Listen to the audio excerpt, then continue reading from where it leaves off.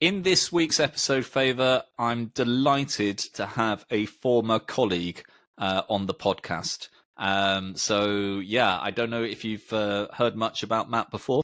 Not at all, but it was fun listening. Unfortunately, I wasn't able to be part of that recording, but it was really nice seeing both of you, and the back and forth both of you had going on was really nice. And so how did it feel talking to someone that was a former colleague? Of course, you're doing something on your own now, but seeing Matt branching off into being a full-blown entrepreneur, how was it like?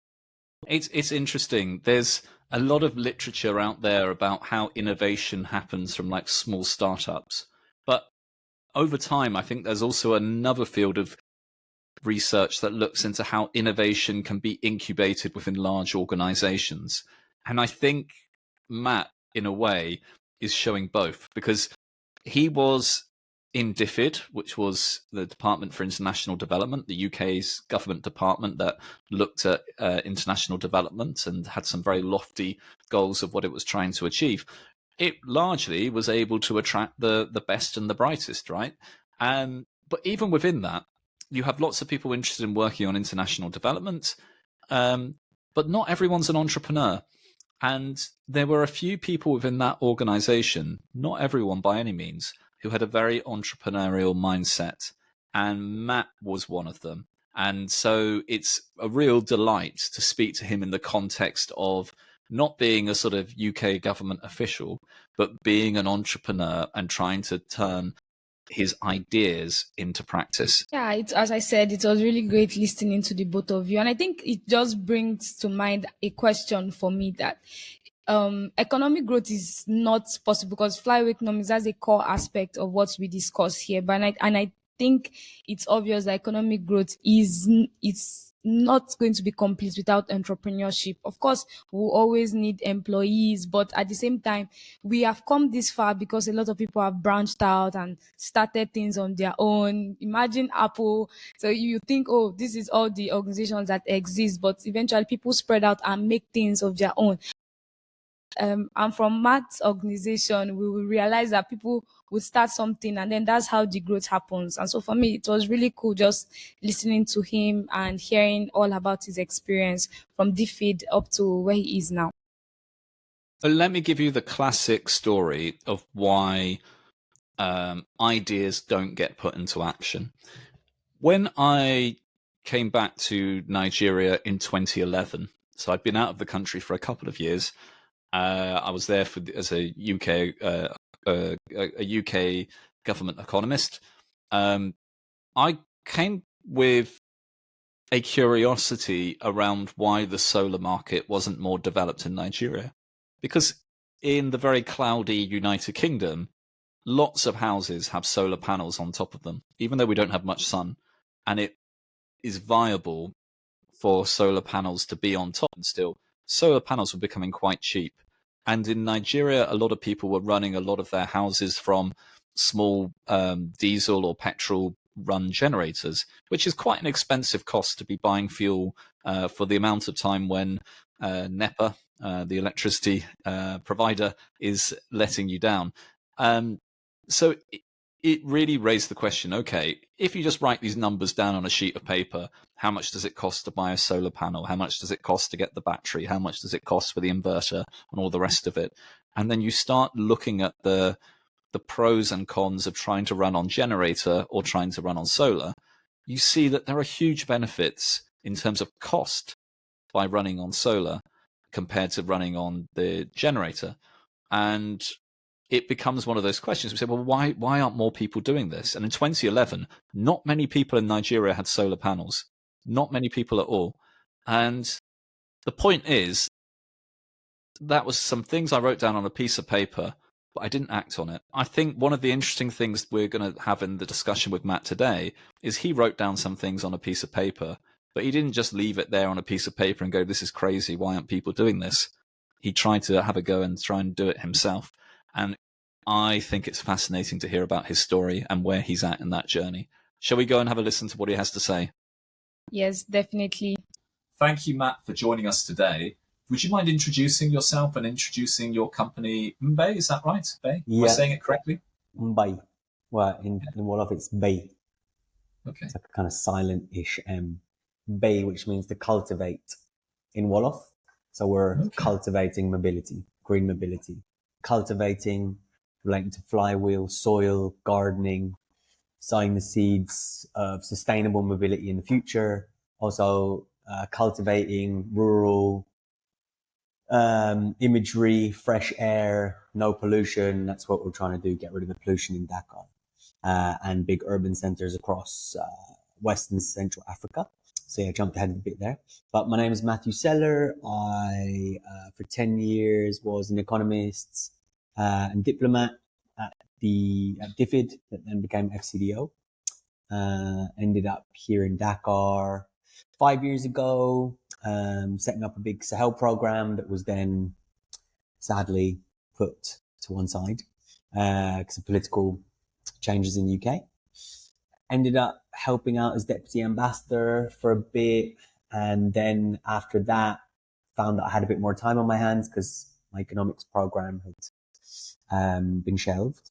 So had a bit more time in headspace and started thinking about Mbay Mobility. So Mbay Mobility is essentially an e-mobility fintech, but we're a kind of two-step e-mobility fintech. So in the first instance, we help taxi drivers acquire a brand new EV on lease to own, which is game-changing, life-changing for them, because they go from an old fossil fuel car that they don't own themselves to a brand new electric vehicle that they will own in 3 years once they finish paying it off. So in the immediate, they go from earning about $200 a month to earning about $300 a month. So that's game changing for them, generally a bit more than 300. And not only that, but in 3 years, when they completely paid the car off, they start earning $1,100 a month. So mind blowing for them. And not only that, but they own this asset. These are people from lower socioeconomic backgrounds in developing low income countries. So to own that kind of asset is kind of a pipe dream for them. So that's kind of what we facilitate. And in the second instance, we help them use that asset to go to the banks and financial service providers to unlock further financial services. So micro credit, micro insurance, health insurance, consumer credit to get a fridge so that food is preserved better. They don't have to spend as much on food because it can be preserved, etc. You know, you very much enter a virtuous cycle of money begets money, a virtuous cycle at that stage. Whereas otherwise, you're facing a life of financial stress where actually you can only afford smaller amounts of things, and so they cost more. You don't have a fridge, so you're having to buy food every day, which takes up both more time and more money. So yeah, it just kind of helps people move into this kind of virtuous cycle of prosperity. So yeah, we're an e-mobility fintech that operates in two steps. And our objective is to help disseminate, this is our elevator pitch, by the way. Our objective is to help disseminate EVs at speed and at scale in big urban centers of Western Central Africa to help combat air pollution, mitigate climate change, and promote financial inclusion. Thanks, Matt. Yeah. That sounds like a win-win-win. So let's start at the beginning.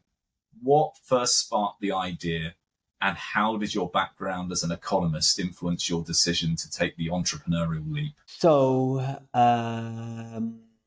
ironically, I don't know how to drive, and I have zero interest in cars, which is the genesis story. So I have become a car salesman, ironically.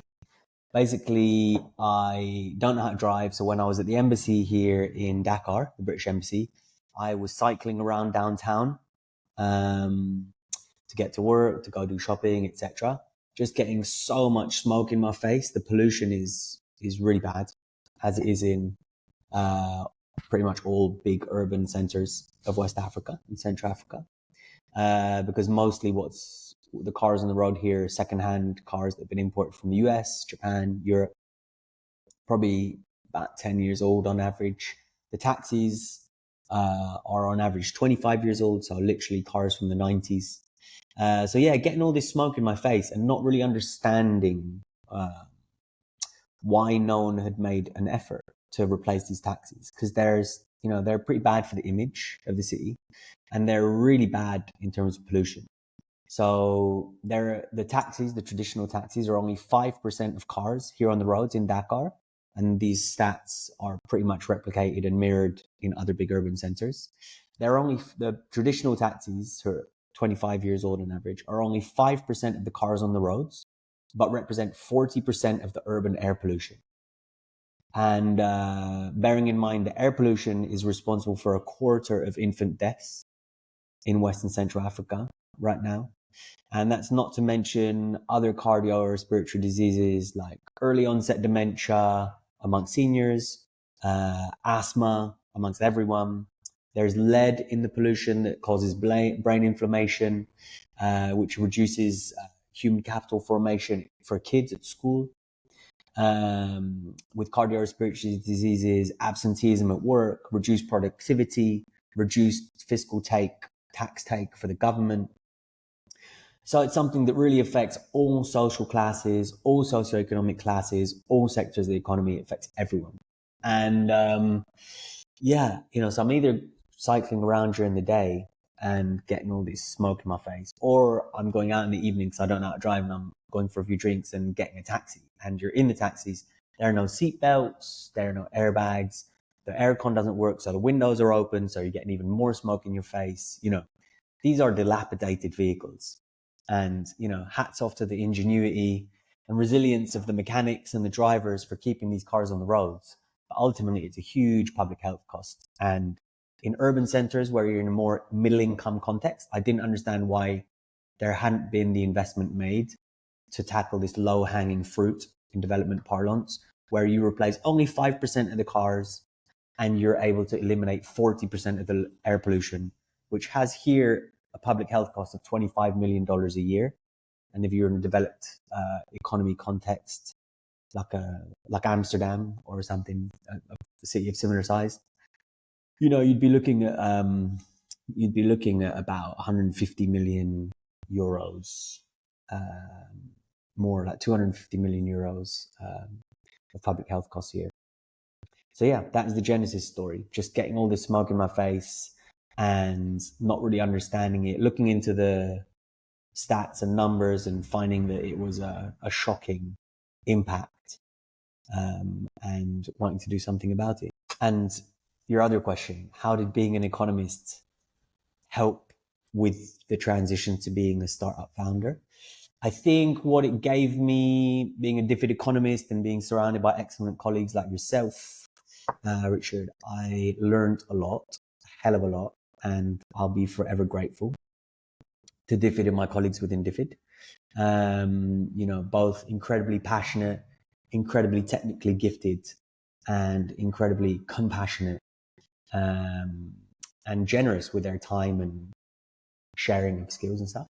And that just gave me a real kind of like embedded notion of like log frames, theories of change, the kind of numbers you want to be looking at, the sequencing of programs, projects, etc. So I think when I started looking into the issue to try and make sense of it and, quantify and then monetize the variables at play, I think all that economist's learning and background came in handy to really kind of grasping the problem and really being able to provide a solution and coming up with stuff like, the benefit cost ratio, the net present value and all that jazz. So there's the old joke about Chicago economists, right? That the Chicago economist is walking down the street with his friend and they see $100 bill on the floor.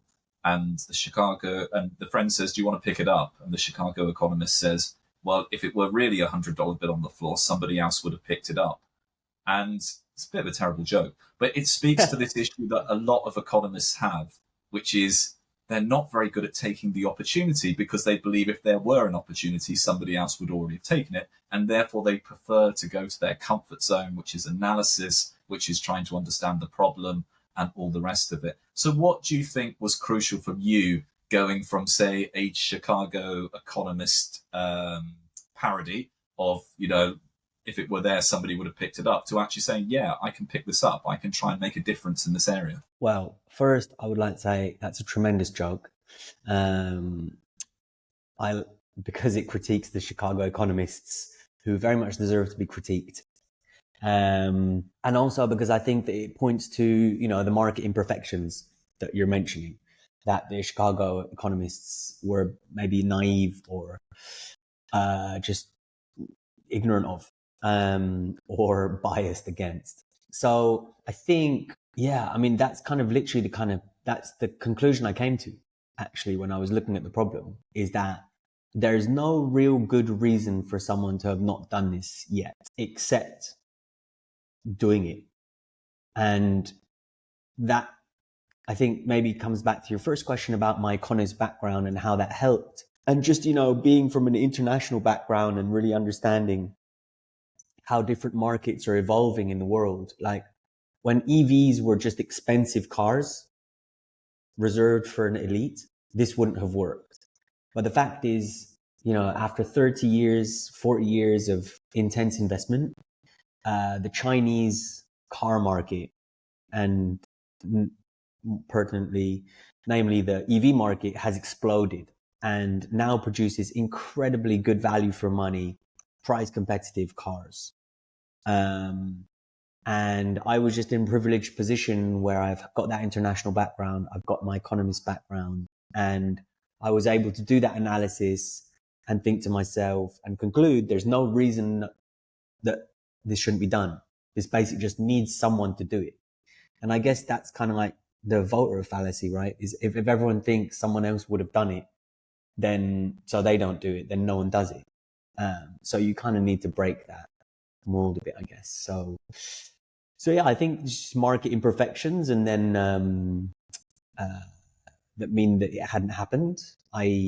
Imperfect information, and no one had realized that everything was now aligned for it to happen. And I guess I was just kind of one of the first to reach that conclusion, really.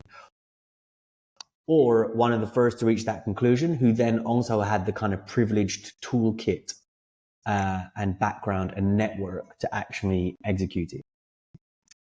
Because I think that's one of my takeaways as well. You have to be incredibly privileged to undertake entrepreneurship and be able to survive the amount of time it requires to get it to a point where you're actually earning a wage, for example. No, thanks, Matt. Are there any other, so, in terms of electric vehicles, electric taxis, people wouldn't automatically say, right, there's Senegal and there's electric taxis. This is the opportunity. What gave you the conviction, beyond the fact that electric vehicles perhaps have fallen in price to a cost-effective level? What gave you the conviction that this was the viable opportunity? I mean, literally the unit economics, basically. The unit economics combined with public health benefits and the climate change mitigation benefits. So, I mean, what motivated me were the benefits, the public benefits, the positive externalities. So the carbon mitigation, the air pollution reduction, and the financial inclusion component. But then obviously to do all of this, you have to be attractive to investors, and you have to have government buy-in, and donor support is very helpful. So you really need to be looking at the unit economics, and that is the crux. The financials of the individual car and how it was going to operate, that is really the thing. If there weren't EVs in China at the price that they're at, then it wouldn't be viable.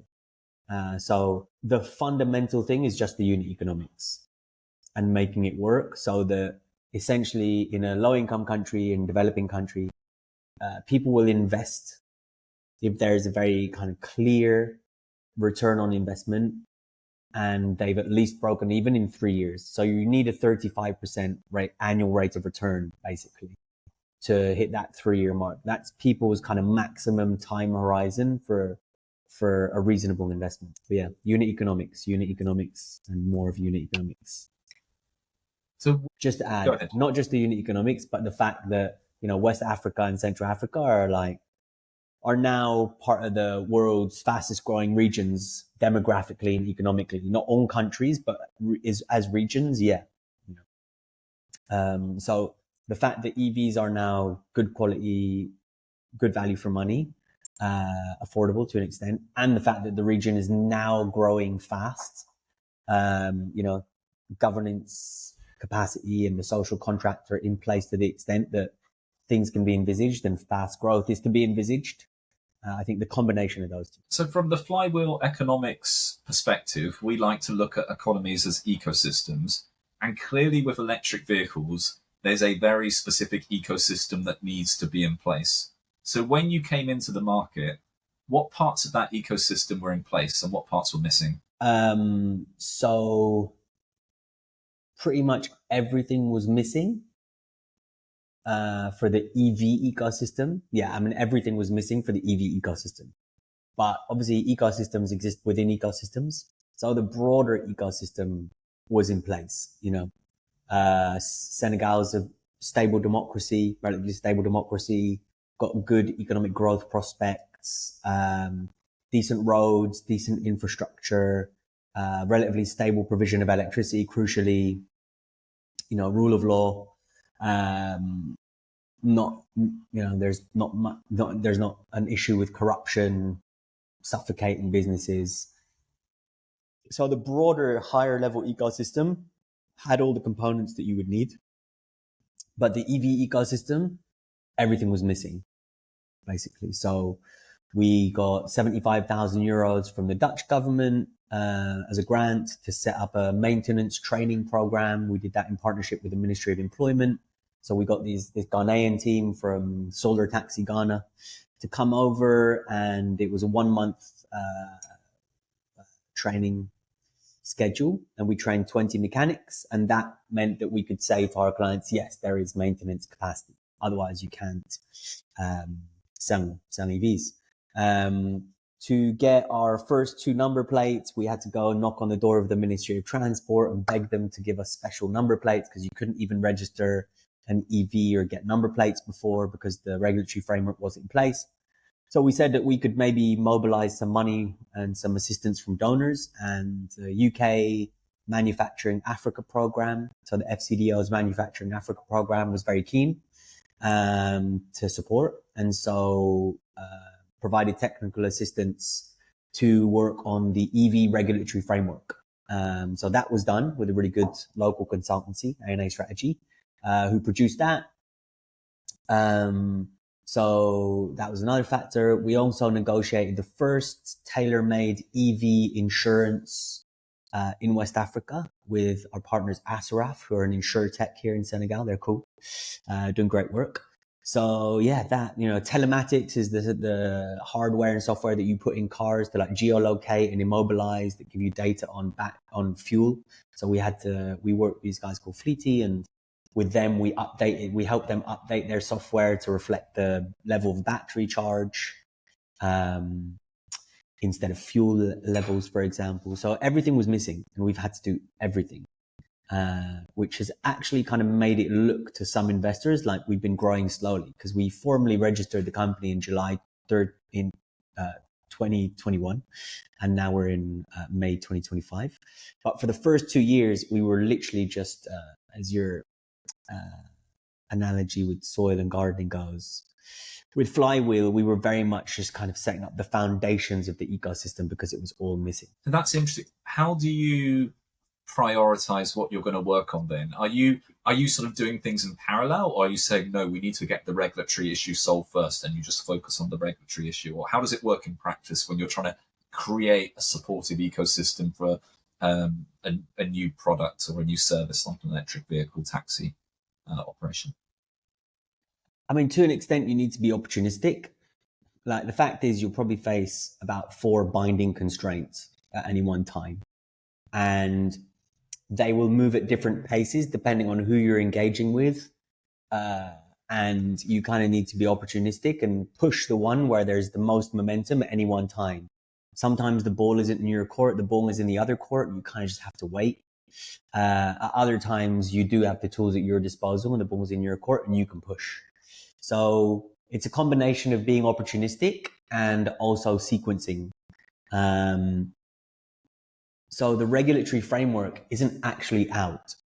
but we've managed to get the existing regulatory framework for cars generally updated sufficiently that you can at least register electric cars in the national database. So, we pushed that initial bit on the regulatory framework. Then we had to push more on the maintenance side.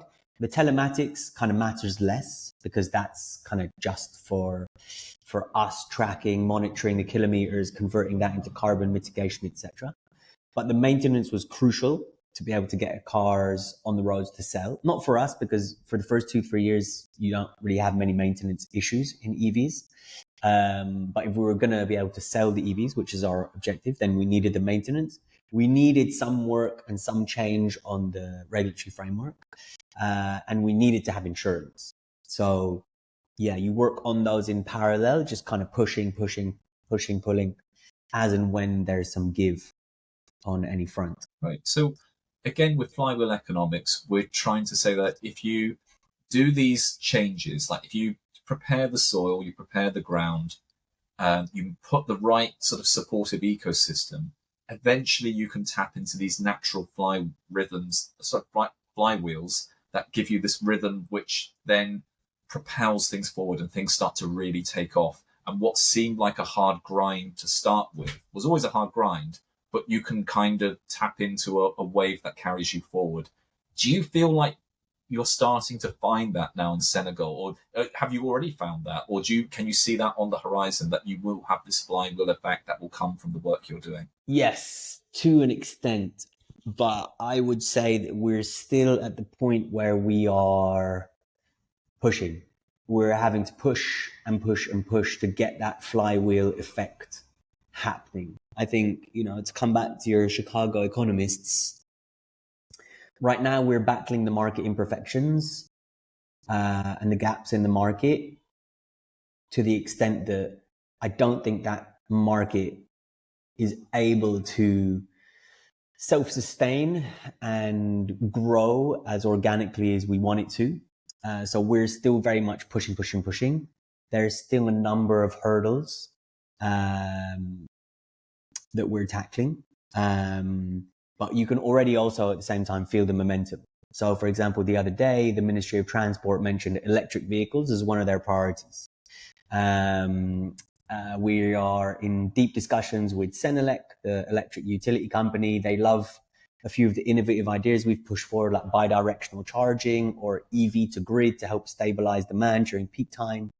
Obviously, if you only have like 25, 100 EVs, that doesn't make much of a difference. But once you have a few thousand, it does.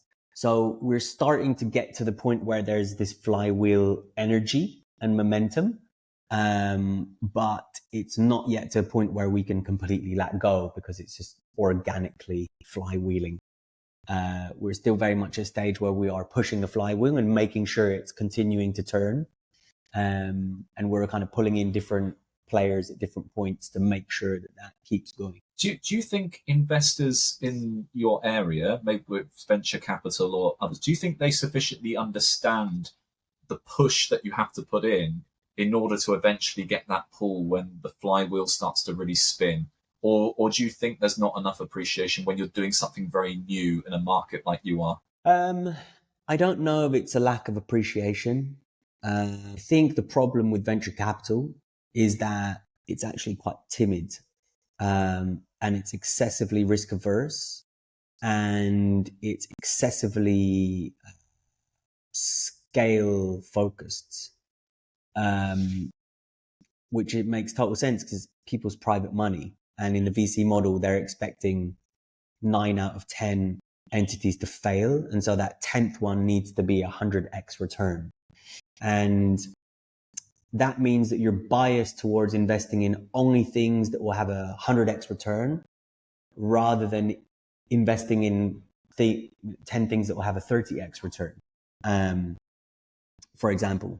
But I think that's where the crucial role of government comes in and risk capital. There's definitely an absence of risk capital in sub-Saharan Africa. So venture capital is generally looking for software investments, because there's a belief that you can invest less in the setting up of the operations And once you've hit that sweet spot, it can spread much more quickly because there are no assets needed, hard physical assets needed. It's all digital. So you'll find, that most VC money goes into fintech and digital stuff. And we're a fintech, but we also have the car component. So for that, we need debt. And one of the difficulties in sub-Saharan Africa is that with a big informal sector, the banks are incredibly risk averse, and unlocking credit is very difficult. They generally only work with real estate, construction, and agro-industrial for pretty big companies. And there's not been much effort put into harnessing the energy and potential of the informal sector, which tends to be anywhere between 50 and 80% of the economy in terms of output. So yeah, to answer your question, I think that venture capital kind of understands, but it's not because venture capital understands that it's then willing to back you. Venture capital is still also quite risk averse, to be honest. I don't think it kind of understands the incredible growth potential that there is in developing countries, the catch-up effect like we saw with Spain when it joined the EU, or Poland when it joined the EU. And now the fact that, West Africa is gaining momentum. So there's clearly incredible potential, but I think venture capital still has actually probably not enough risk appetite, to be honest, to engage in like more asset heavy developing country projects, which is actually what's necessary. On the public side, you need more investment you need more tax take, you need more investment in schools, hospitals, health sector, education, infrastructure, kind of core foundational, as you're saying, soil tilling infrastructure. And that's incredibly necessary. And then you need a lot of actual kind of risk capital. And I think maybe the VC model is not fully adapted. Heavy stuff required for proper development. Thanks, Matt. Sorry. So let's talk about some of the other unexpected barriers you may have faced. So not just the technical or the financial, but you weren't new to Senegal, right? You were living and working in Senegal before you started this business. You're a development economist by background. You've worked in multiple countries. What kind of other barriers did you face, whether cultural, behavioral, or even psychological? So because it's a new technology and a new environment, a lot of, while we were doing a lot of the foundational work, setting up maintenance, capacity, regulatory framework work, etc., with the customers, with the people who are actually going to buy the cars, there was a lot of demystification to be done. People didn't know how electric vehicles charged. Some people asked us if they had to switch the battery every time, which is the case for two-wheelers, but not for four-wheelers, etc. Lots of questions about the range. So a big demystification piece of work initially. But other than that, it's all been more or less as expected, I would say. I'd say what was less anticipated was just how hard it is to unlock credit from the banks. That's been a real eye-opener.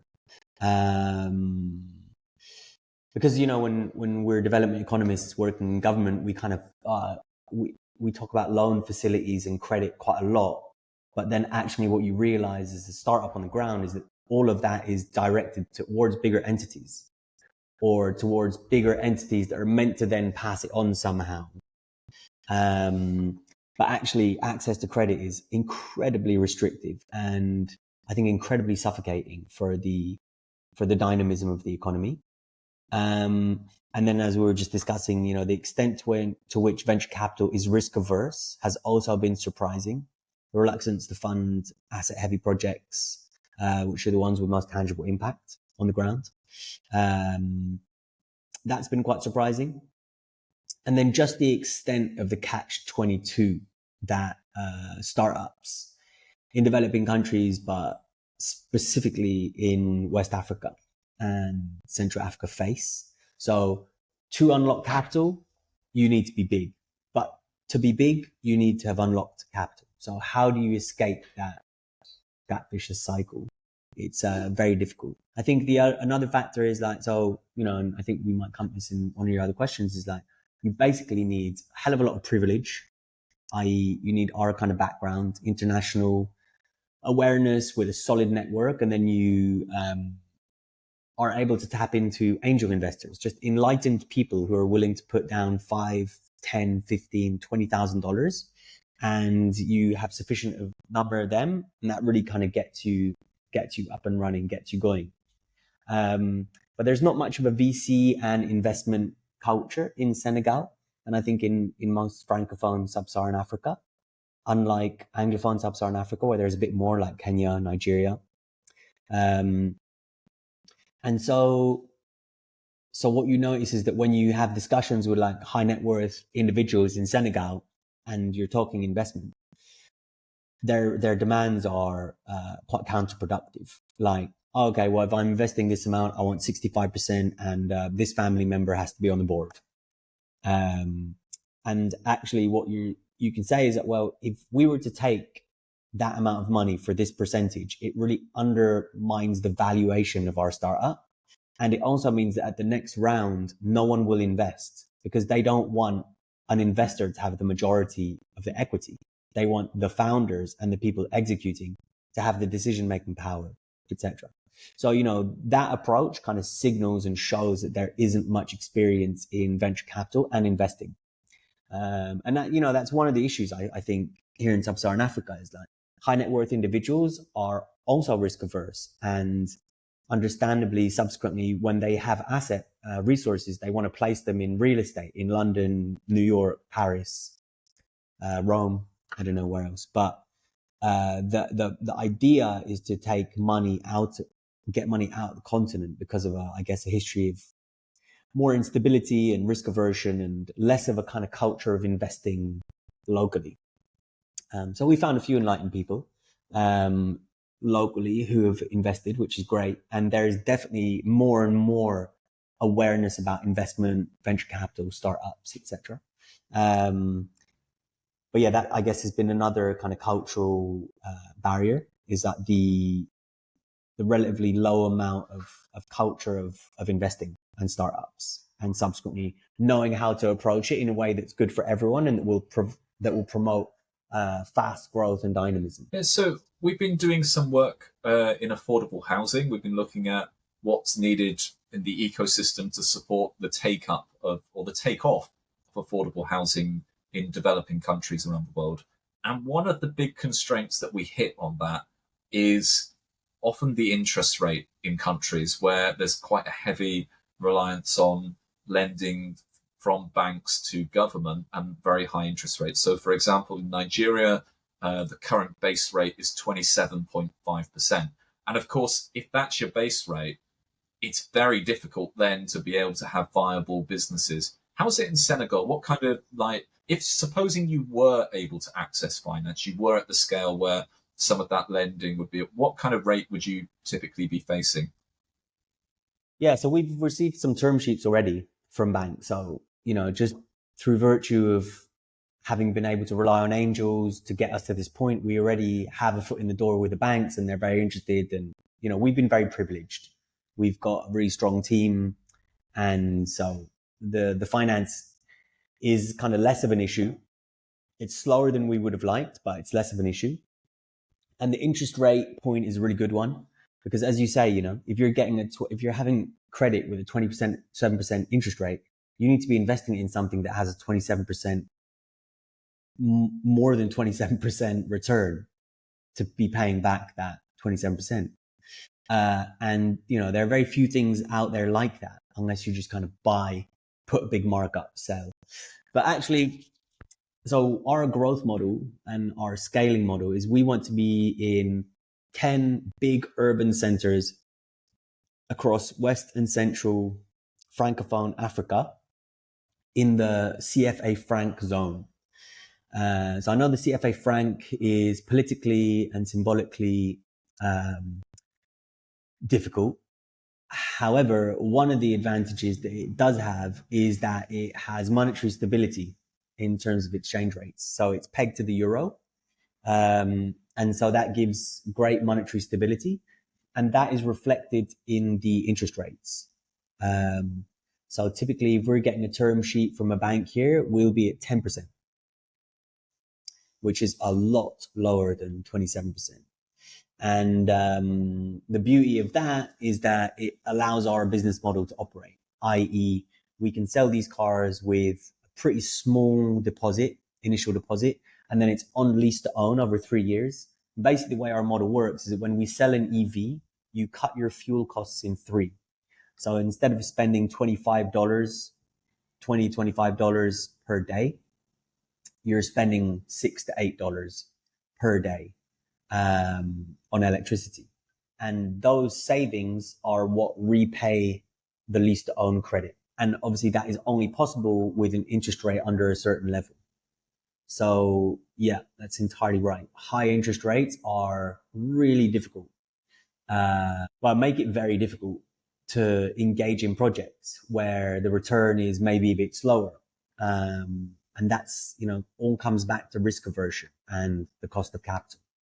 And thanks to that peg between the CFA franc and the euro, luckily the interest rate is lower here, and it allows our lease to own model to be very viable. So would your model be completely non-viable then in the Nigeria context? If base rates are 27.5%, presumably then what you get from the banks would be, north of 30%, maybe even approaching 40%, depending on what risk premium they were putting in. Would it be completely non-viable in that kind of context? So I don't know is the short answer, because we don't just depend on bank finance. So our model is blended finance. We're basically on the cusp of being carbon certified. So we're basically carbon certified by the Senegalese state and the Swiss state to sell carbon credits. That carbon certification also gives us access to climate finance with lower rates of interest. And so we're able to provide these assets at different rates and over different time periods. So we haven't studied the Nigerian market specifically, so I wouldn't know exactly, but it would definitely make it more difficult. Definitely. Yeah. Thanks, Matt. All right, so with Flywheel Economics, we like to look at the economic policymaker as being like a gardener and trying to sort of take, decisions on the economy like a gardener would take in the garden, right? How do you see the entrepreneur? You, with your entrepreneurial hat on, do you see yourself as a disruptor? Do you see yourself as a builder? Do you see yourself as a gardener? How do you, if you had to put a sort of image onto it or a category onto it, what would you say being an entrepreneur trying to get electric vehicles going in Senegal is like? I would say you have to be a resilient zealot, and you have to just have a diehard hunger and thirst, and just get up again and again after getting knocked back and knocked down. I'd say that first and foremost, but I do really like the analogy of the gardener. Especially at this stage, at this early stage, we've had to till the soil so much. So much of the work we've had to do has been preparing the soil so that we could grow the plants that we want. So I guess we're, before your gardener comes in, I guess we were the landscape architects who had to come in before that, and kind of get the terrain ready, and the kind of infrastructure of the garden ready. And then the gardener comes in, he's tilling the soil. But actually we don't really want to be, tilling the soil as much as we have. But yeah, I think a mix of what you said, gardener, disruptor, builder, it's kind of all of the above. I think we're in a really nice context where we have a business model and a product that's win-win-win. So citizens benefit from reduced air pollution.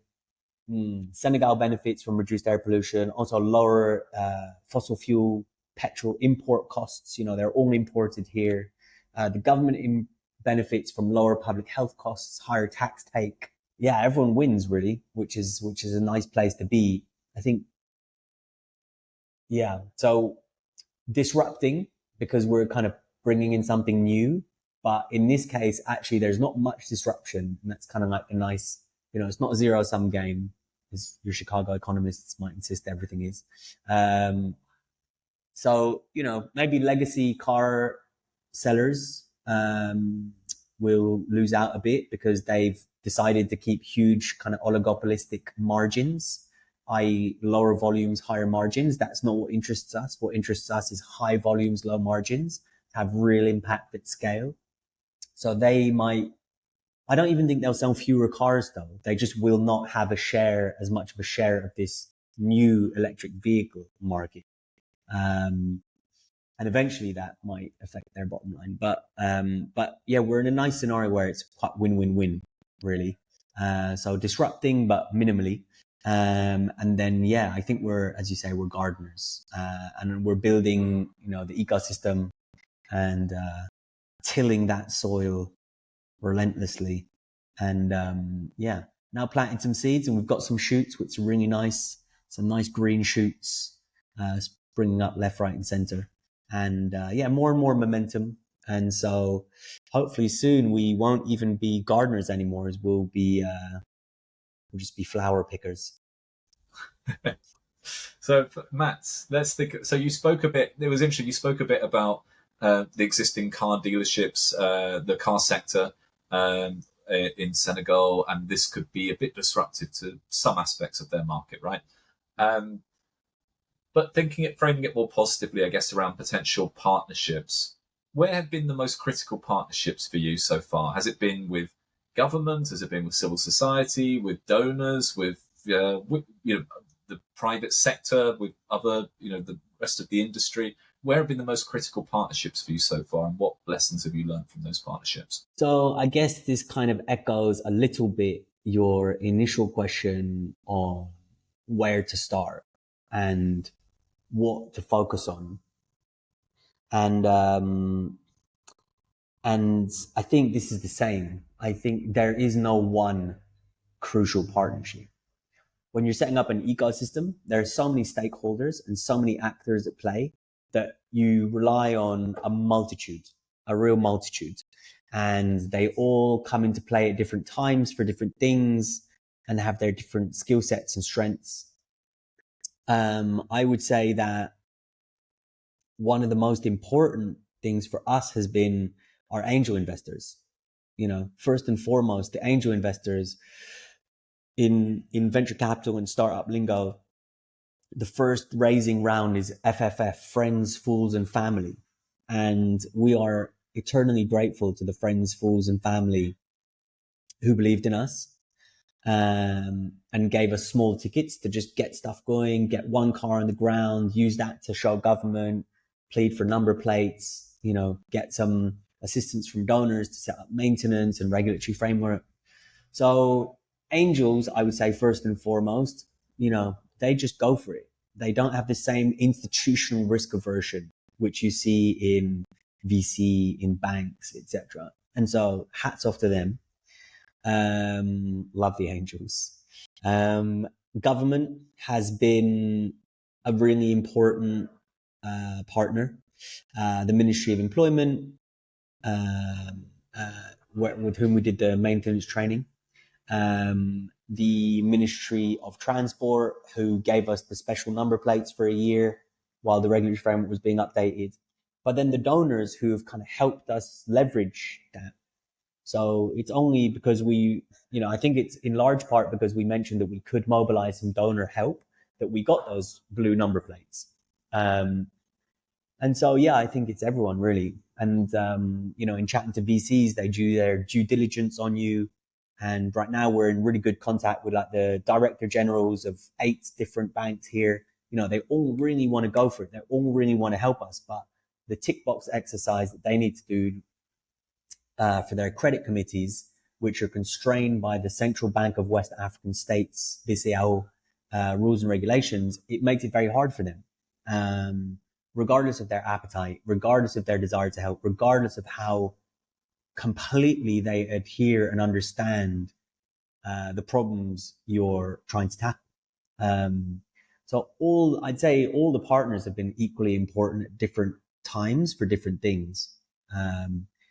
Angels, great early doors support and partnerships. Government engagement, great partnership, really supportive. Been very happy with Senegalese authorities and government's reaction and reactivity and desire to push Senegal forward. Donors have been really good. Shout out specifically to the UK embassy and the Dutch embassy, who have been super supportive, super innovative, super responsive. And, the banks, infuriating because they are not able to disperse credit as easily as we would like or anyone else on the ground would like. But they've also been very accommodating and, very welcoming and really trying. So I appreciate that. So yeah, that's a very kind of political non-answer, but everyone at different points and different times for different things. Looking ahead, Matt, what would you say are the positive feedback loops you're hoping to activate with this? Where it gets that sort of self-sustaining momentum in the electric vehicle sector. What kind of feedback loops are you looking to try and get going here? You've done a lot in terms of trying to build that ecosystem, to build that infrastructure. So when does it take off? Yeah, so I think the credit lines are the main thing. And that's the real difficulty for the banks, that you need sufficient amount of equity on the balance sheet, and you need to have sufficient cash flow. Basically, your treasury needs to be in sufficient place for them to be able to pass it through their credit committee that is bound by Central Bank of West African states regulations and rules and requirements for credit provision. Once we've unlocked those credit lines, they should grow like wildfire, because we know from our experience in the 25 electric vehicles we have on the roads operating every day, that the repayment is zero issue, that these cars are very profitable, because they reduce fuel costs by 3, that the drivers are incredibly happy. There's so much trust between them and us because we've essentially changed their lives. We thought, for example, to illustrate that point, we are also at the nucleus of this ecosystem. So we've negotiated on their behalf the best price for insurance, telematics, and preventative maintenance. And so they come through us, they get basically these negotiated prices. And so we thought that they would want to get all their revenue and then pay us what they owed us, and then just pay the service providers what they owed them. But actually, they trust us so much, they're just like, look, Mbay, you take all the money, you just take all my revenue, pay for all that stuff, and then give me what I'm owed, which is a real nice testament of the trust that they have for us. And so that means we've got a really nice relationship. And well, beyond that trust, which is intangible and beautiful, in each car we have telematics. So an onboard device, an OBD, which geolocates the car in real time, live. You can see it on the dashboard, and which we can immobilize the car with. So, concretely, to satisfy the risk appetite of the banks, we can easily geolocate this car and immobilize it if there's ever any repayment issue. So I think for me, that's the critical feedback loop, because as we mentioned, VCs are more focused on purely digital, because they're looking for minimum risk and maximum returns with 100x increase in the value of their equity investment. So yeah, on one hand, we've got the VCs accompanying us, the angels who've been critical. But I think the main feedback loop with something that's a bit more asset heavy, like what we're doing, with tangible, concrete impact on the ground with assets, is the credit lines. They're the main thing. In terms of generating demand, we now have people calling and writing and coming by the office every day, because word of mouth spreads like absolute wildfire here in Senegal. Well, everywhere. But here, especially word of mouth amongst the drivers, who are quite a small, a very big, but quite tightly knit community. So our head of operations is part of a WhatsApp group with about 800 drivers. And, word has spread there that we offer life-changing opportunity. And that's why now every day we have drivers calling, writing, coming through the door, and actually putting down deposits to reserve cars that will be here in roughly September, which is a pretty big testament, People from like very, very low socioeconomic background, precarious financial situation, putting down $750. It's very heartwarming to have that trust. So yeah, that word of mouth feedback loop is another one, but that already seems to be up and running. So the main one, I think, is the credit line. So let me understand it a bit better, Matt. So if I'm a taxi driver in Senegal, I want to get an electric vehicle, change my petrol or petrol car to an electric vehicle. I've got to pay a $750 deposit. Is that right? And then roughly how much am I then paying off for the rest of the car over how many years? What does that look like? So yeah, I felt maybe I wasn't clear on the last one, the credit line. I think unlocking the credit line will be the difficult bit, but then it will just be self-fulfilling because they'll see that the repayments are so consistent and without issue. So just wanted to, in case I'd garbled on too much in the last answer. But so if you're a driver, you essentially come to us. So the $750, that's just if you want to reserve a car on the next batch. But assume that's not the case, just to keep things simple. Basically, you put down $1,500 for the car. So you $1,500, and that gets you the car. And then you operate the car every month. And the revenue so you take the car and you operate it under the Ubers, the app hailing companies here. And every month, you pay us you pay us about $750, $725, depends with services, roughly $800, over roughly 3 years. And that allows you to pay back the car. So yeah, it's an initial deposit, which is very affordable, and then monthly payments over 36 months to reimburse the car. And that money you make, mainly through the savings of moving from fuel, which is 3 times more expensive than electricity to cover the same distance. It pays for itself, basically. Okay. Yeah. Great. All right. So one of the things, Matt, which I knew you very well from in DFID was you started up an entrepreneurial group amongst DFID staff, those staff that were interested in doing something entrepreneurial. You kind of brought us all together and you sat down and got us to sort of share ideas, share experiences, and give people a bit of confidence around taking a bit of leap of faith and going into that. If you were invited back to that group, supposing that group was still going and you were invited back to give a bit of your reflections of stepping out from the UK government, working as a development economist and going into business and setting up this venture, what advice would you give to that group now with hindsight having been on that journey? So I'm delighted that you remember those. DFID Entrepreneurial Network, the DEN. Yeah, so it's heartwarming that you remember that. I'm glad you remember that.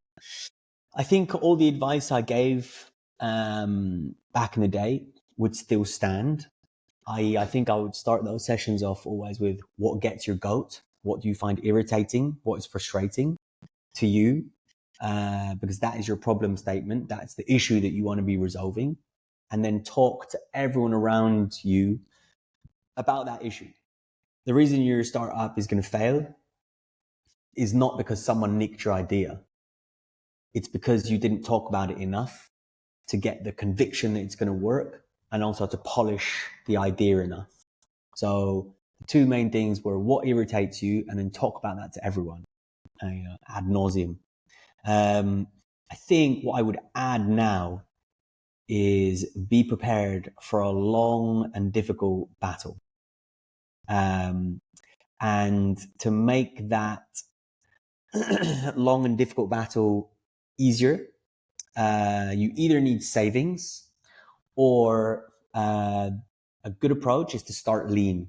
So maybe instead of stepping straight into the startup world, start lean. And, we live in an age of AI and agentics AI where you can create a website and an app in half a day to test the market. And I think that the lean startup approach and model, which isn't new, is very much the right one. Because when you get into entrepreneurship and you have a startup, you have to give so much in terms of time, effort, energy, your own savings. My savings have been decimated. And if I'd taken the first secretary role in Mexico with the UK embassy there, that I'd been offered. I think I was working out I would literally have something crazy like £300,000 more in my bank, because I would have continued to earn, and I'd been able to save because I was on an overseas posting.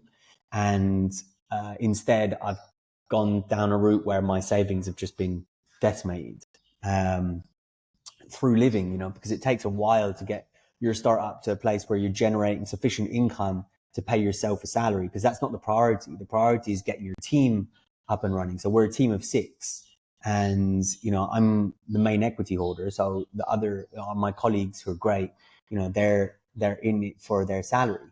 They couldn't live without a salary, so they're the priority, not me. So I think that's the only thing I would add is like, try and find a lean way to test this. Test it as much as possible. So A, what gets your goat? B, talk about it as much as you can around you. And C, if you can, keep some kind of income, keep some kind of waged employment, like maybe go part-time, do your paid job 3 days a week, give 2 days a week to the other thing. But eventually you will have to go full-time on the startup, because you will not be able to and very rarely will you be able to get a startup off the ground if you don't give it your all. So start lean and give it your all. But the starting lean will make you feel more comfortable and make you feel more confident to take the plunge when the time is come. Thanks, Matt. I'm always reminded of that Rocky Balboa quote of, "It's not how hard you hit, it's how many it's about how hard you can get hit and keep moving forward," right? And that seems very true in the world of starting your business, and particularly in very tough environments. It's stamina, right? It's endurance, right? Being able to go the distance. And I think you've given some very good tips there to help make sure that stamina and endurance is there. And all right, I think that's a really good quote, and I completely agree. It's that bounce back ability and resilience and stamina is find ways of building that resilience and stamina. And one of those is obviously financial cushion, etc. And enjoying it. You really need to enjoy the journey. I think we were talking about this just before we started recording. You really need to be engaging in something that motivates you for some reason, because it's kind of madness. You got to be a bit mad. Like if you, Homo economicus, Chicago economics. I don't think startups and founders would exist if they were right, ironically, because the amount of investment that has to go into setting up a startup before there's the payout and reward, and the amount of sacrifice on the other side, so the counterfactual, what you could have continued earning somewhere, it doesn't add up. So you have to be a bit nutty or very privileged to be able to just chuck money, time, and resource at lots of stuff. So yeah, I think that's a good quote. The stamina. And do you think you've still got the stamina, Matt? Are you going to be able to keep the endurance going, or does it depend which day I ask you? Well, I think it probably depends which day you ask me, but generally, I think generally I've still got stamina. Yeah. And, especially now, it's very invigorating. I'm really happy with our team. Our team's amazing. Super qualified, super energized, super motivated. Got Rokhaya here, Ibrahima, Abday. They love the driver model, the direct driver model. They can really see the transformational impact at scale. It's not like they're just here doing a job. They really genuinely believe in this mission as well. And it's really heartening to see. And I think that, as you get further and further into the startup journey, so, you need to identify the problem, chat about it, stamina, resilience, and build that stamina through some kind of means of having a part-time job while you start lean, and then go for it. But once you go for it and you see that it's, the mayonnaise is taking, and you see that people are getting on board and people are buying into your vision, and they're really supporting you, and they're super positive and they love the impact, that's really invigorating. That's really heartening, really energizing. And so with time, that becomes one of the big elements that just keeps you going forward and gives you the stamina, the belief. It's like running quite a few of my friends are running the London Marathon this month, and one of them had some cramps at mile 15, and he still had a mad time. Sam Friedman, shout out to him. Excellent runner, excellent man. He said that the crowds clapping around him kept him going and helped him power through to the finish line. And I think that when you're sufficiently engaged in the startup journey and you've got sufficient momentum and sufficient stakeholders and sufficient audience all rooting for you and pushing you on and willing you not to give up and willing you to keep going and willing you to keep going for scale, keep pushing. Yeah, I think that really helps with the stamina. Well, look, I know that I'm clapping you on, Matt, and I know Flywheel Economics is clapping you on, and I'm sure our listeners are clapping you on here for the marathon you're doing. I'll give you an opportunity now to give a message, because we have a very intelligent listenership. We have a very influential, select, elite group who follow this podcast, some of which are policymakers, some of which are people who are working in international development space. And if you could give one message, I guess, to government policymakers or international donors or people who are working on the green transition in Africa, what would that message be in terms of how they can best help and nurture that transition rather than perhaps over-engineering the ecosystem? Where could they best put their focus to help with that green transition? Okay. With the green transition specifically, I would say a few things.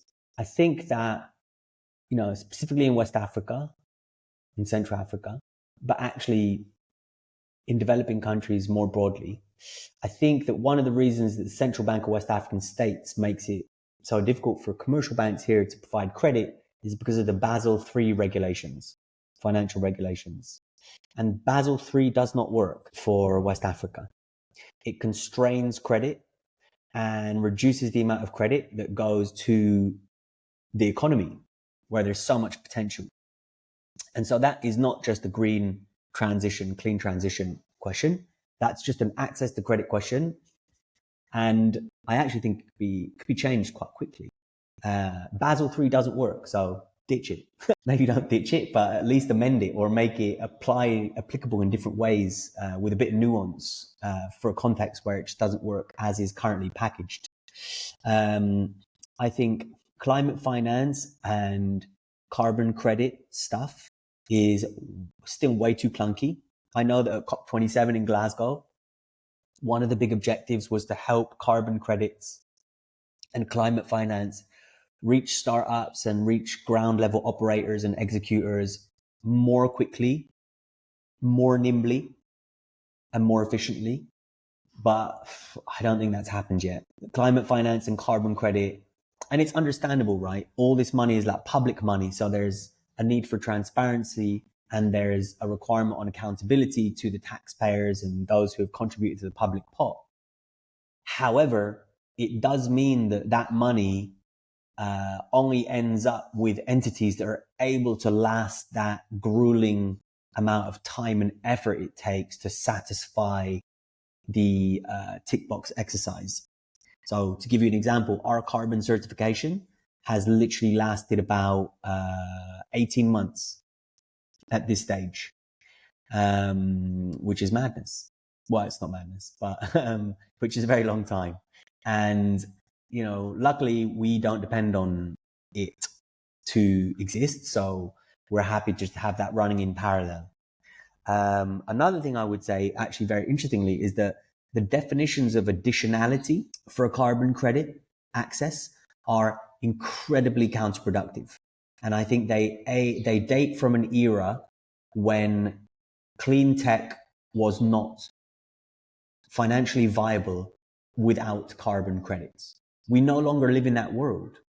We live in a world where you can make clean tech work and be financially viable without climate finance and without carbon credits. However, we're in a climate emergency. So it's not just about making it work. It's about making it work as quickly as humanly possible.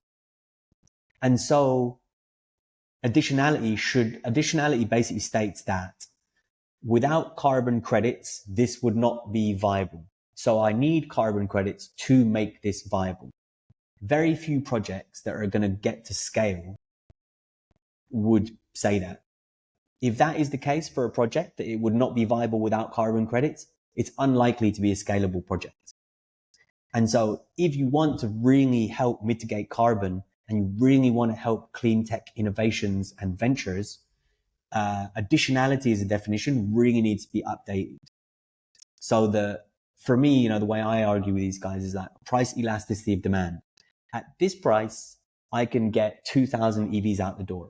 At this price, I can get 5,000 EVs out the door. Surely that extra 3,000 EVs should be considered additional, thanks to this reduction in price that we've been able to offer, thanks to the carbon credits. But that's not the current definition. A more dynamic economics-based definition of additionality would allow a much faster scale up of clean tech and a much faster clean transition at scale. So I would say somehow making the whole carbon credit and climate finance mechanism more fluid and more flowing to disruptive things on the ground, changing definitions of additionality to reflect the modern world where clean tech can be financially viable in and of itself, and also updating Basel III. Basel III for just general access to credit. I think those would be my three main takeaways. Thank you so much, Matt, and thank you for your time today. If our listeners want to find out more about your company, where should they go? They can check out our website. It's www.mbaymobility.com. So MBAYMOBILITY.com. Or they can check out my LinkedIn. That's where we put, check out the activities bit of my LinkedIn, Matthew Sellar, MATTHEW space Sellar, SELLAR. That's where we put a lot of updates. And if anyone is keen to invest, then we're still raising equity. So if you send me a direct message on LinkedIn, then I'll send you our pitch deck.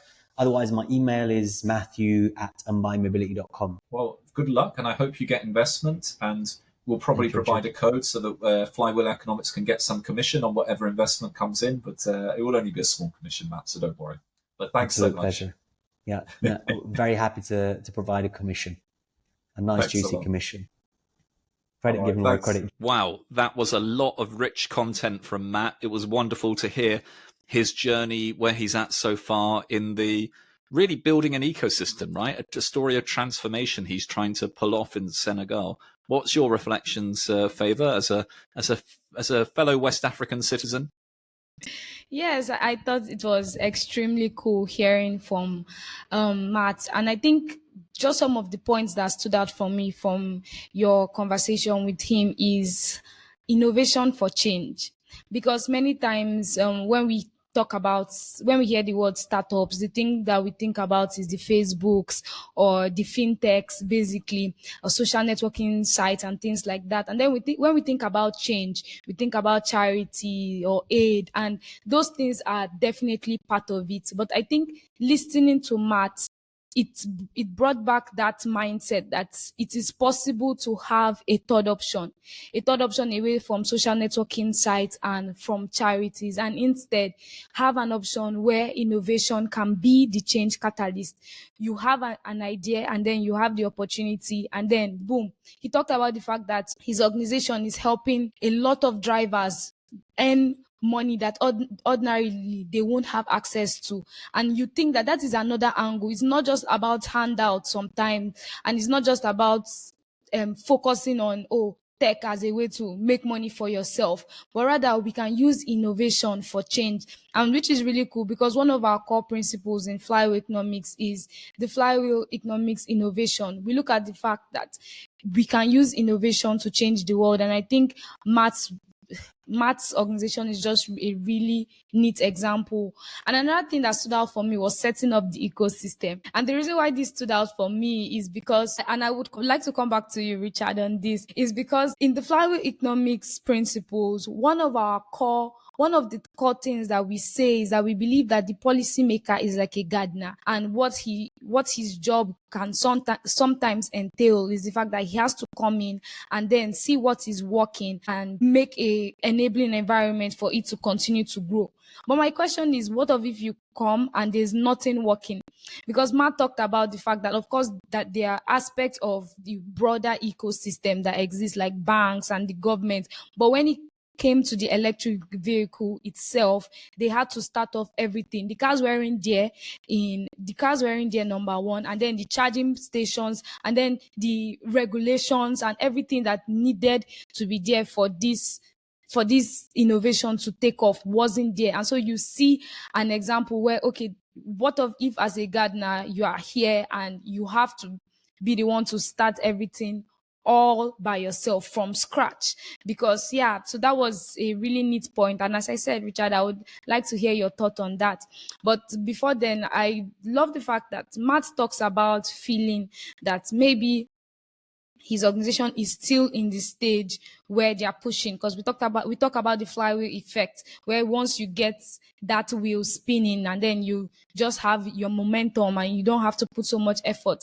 But Matt has made it clear that he still feels that in a lot of ways the organization is at a point where it is still having to push. And I think it's a reminder for our listeners and then anyone that's followed our work so far. I know we always talk about that flywheel and we always talk about that momentum, but Matt's story is an opportunity for us to take a pause and realize that sometimes before we get that momentum, it might take a while. So sometimes you don't go off and then just get to fly. Sometimes you have to push, and sometimes that push may take years. I think Matt started in 2021, and as he said, this is 2025. And so sometimes you have to push and keep pushing. You have to have that goal in mind and say, okay, I know that this flywheel effect is real, but sometimes it might not just happen as fast as we want it to be. But when it does, it is so beautiful. Think about the Yaba Tech Cluster, one of our earlier case studies, or the Seattle football manufacturing community. By building the airport, they were able to start that catalytic effect. And now we see the evidence everywhere. And so, and I think finally, just before going back to you, Richard, it's about access to credit, which I thought was really, really eye-opening and just a food for thought, because this is not the first time, but over and over again, we see that a major issue that keeps coming up, especially as it relates to Africa, is the fact that there's issues. There's so many issues in having access to credit. And Matt said something, and I'm just going to quote him right here. And he was like, to unlock capital, you need to be big. But to be big, you need to have unlocked capital. And I was like, okay, that is crazy, because it's just for instance, in my country, in Nigeria, you are applying for an entry level role and they tell you that you have to have 5 years experience. And so you begin to ask the question that, how am I supposed to have 5 years experience? This is an entry level role. You think you want somebody that is a fresh graduate, but you want me to have 5 years experience? Okay, give me the job so I can have the 5 years experience. And so just looking at this quote is what brought that to mind, that in order to be big, you need to unlock capital, but nobody's giving you the capital. So how do you become big? These are the issues. And I think Matt beautifully captured it with this quote. And for entrepreneurs all over countries like Nigeria, it's really a mind-boggling question.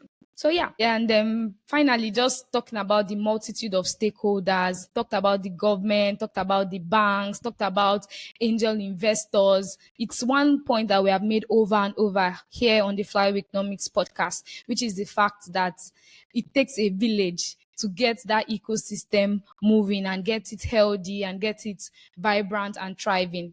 So grateful to Matt for sharing his thoughts with us. Over to you, Richard. Thank you, Favor. I can see you've taken a wealth of lessons from listening to Matt share his experience.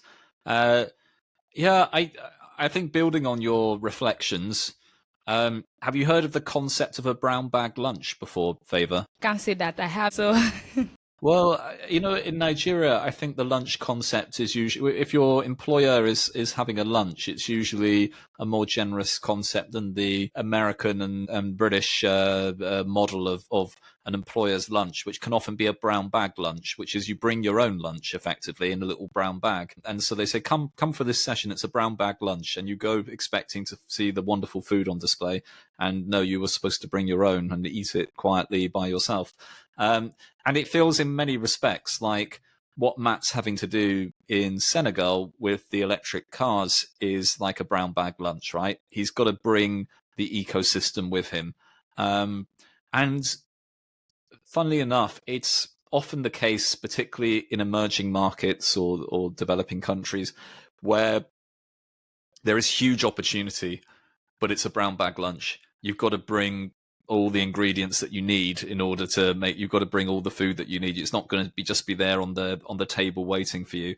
And the classic example, a book which should be required reading for all Flywheel Economics staff members, is a book which is actually highly informed by Nigeria, The Prosperity Paradox. And as part of that, they give the example of Indomie noodles and how they established a sort of market dominance within Nigeria. And effectively, it was a brown bag lunch for them as well. They had to bring everything, so they were starting at a point where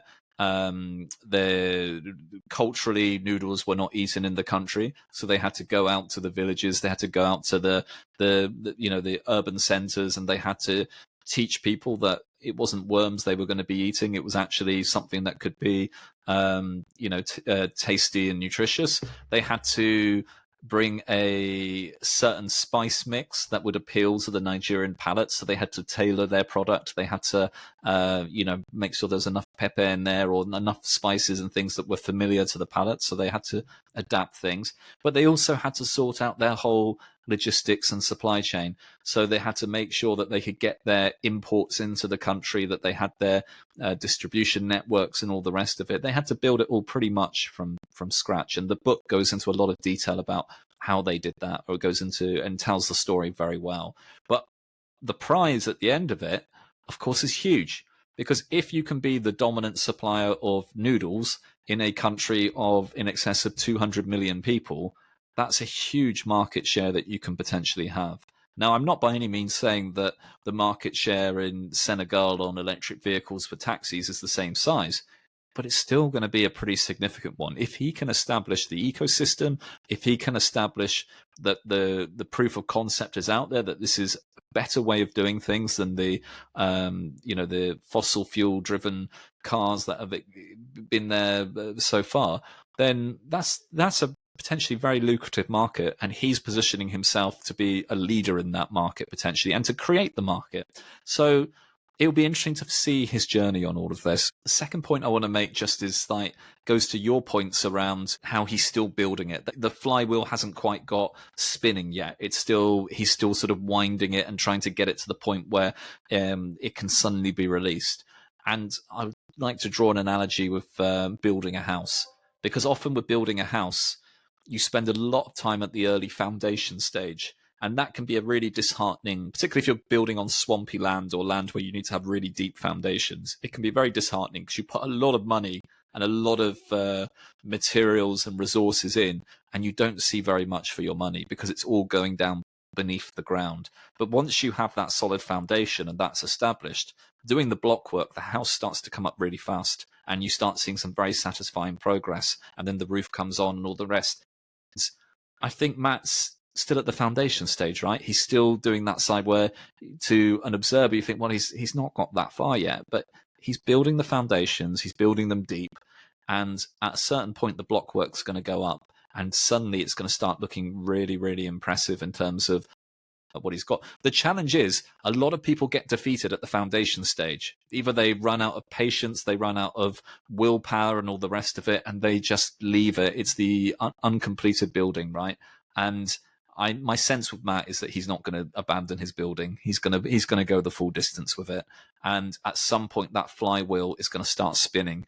And what has been a lot of hard slog, it will still be hard slog for him, but in a different way, because the momentum will be with him and it will really take off, I'm sure. And we'll be watching with a lot of interest from from the Nigerian perspective and even from Pakistan perspective. The work I'm doing in Pakistan at the moment, we're looking at the potential of electric vehicles in the country, in Pakistan as well. So seeing what happens in Senegal is of direct interest to all of us. So yeah, but I mean, this is it. This is the flywheel economics in practice, right? As it relates to a company, and it's the same principles in many respects to what we're looking at a whole country level. It's about getting that ecosystem in place and having it in a conducive enough way that you can grow things that flourish and do really well. And I'm if I'm a betting man, which I kind of am, I'd be happy to bet that Matt will have a very decent chance of being successful and that he will be successful. So I don't know. What do you think, Favor? Is he going to go the distance? Yes, I think so too. I'm a chronic optimist. So where there's a will, there is a way. And yes, from the Nigerian perspective, definitely looking forward to it. Maybe owning an electric car myself someday. So yes, Matt, we're waiting for you over here in Nigeria. So yes, I'm rooting for you. Okay, one final point I want to make, and this is a bit of a link to some of our other podcast episodes. For those people who follow our affordable housing mini-series, they'll be used to the fact that we get stuck at a point on the cost of finance, particularly when we look at markets like Nigeria, where base interest rates can be in excess of 30%, or at least pushing towards 30%. The idea that you then get an affordable mortgage at the end of it, or some affordable borrowing, is almost impossible, right? And one of the things that really struck me about this episode was his experience where interest rates are below 10%, right? Or could potentially be below 10%. And you start seeing what range of things can be possible in a country where the interest rate goes below 10%, not artificially, not subsidized, but just because that's the rate it's at. And for me, there's a broader point here about the dividend from good macroeconomic management. It's not sexy to have good, solid macroeconomic management. It's not the thing that politicians like to really, it's doing the basics and doing them well, right? And if you can do that, you suddenly allow others to do the really fun stuff, right? The electric vehicles for taxis, the various new innovation in the agriculture sector. All these other things start becoming possible when your interest rates are low enough to enable a reasonable rate of return to be able to pay off debt. Nigeria's not there yet, but just imagine if it gets to that point at some stage, what would be possible in the country. So yes, your point about, well, who can access that is very true as well. But we know at the moment that even if people could access that in Nigeria, it would still be at rates which would be far too high for it to ever make a business venture viable. So anyway, that's the end of my reflections on this episode. I thought it was great. Thank you so much to Matt. Favor, any final reflections from you, and if you want to do some wrapping up? Yeah, just as you said, it was a really neat episode. Enjoyed hearing the economist to entrepreneur, still an economist, but this time having his entrepreneur hat on. So it was really inspiring. And as we said, we're rooting for you, Matt, over here at Flywheel Economics. Thank you so much for joining us. It was a thought-provoking episode and we had such a great time. To our dear listeners, thank you very much for always coming on the show. We hope that you enjoyed today's episode. Don't forget that you can keep up with the fascinating topics that we cover here at Flywheel Economics by heading over to our website at flywheeleconomics.com and share your thoughts. We are looking forward to hearing from you. And we're on social media, and the handle across X, Instagram, Facebook, and LinkedIn is Flywheel Economics. Thank you very much once again. Until next time, this has been the Flywheel Economics podcast.